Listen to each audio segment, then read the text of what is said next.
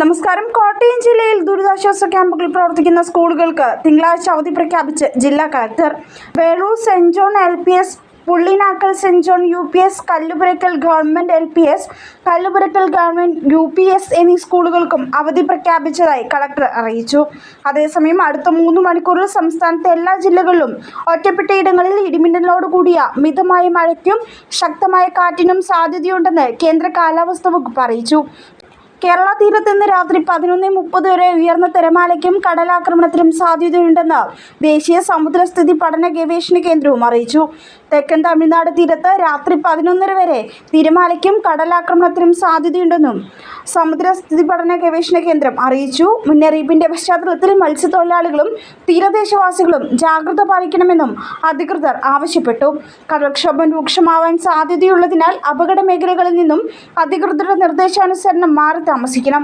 മത്സ്യബന്ധന ബോട്ട്, വള്ളം തുടങ്ങിയവ ഹാർബറിൽ സുരക്ഷിതമായി കെട്ടിയിട്ട് സൂക്ഷിക്കണം.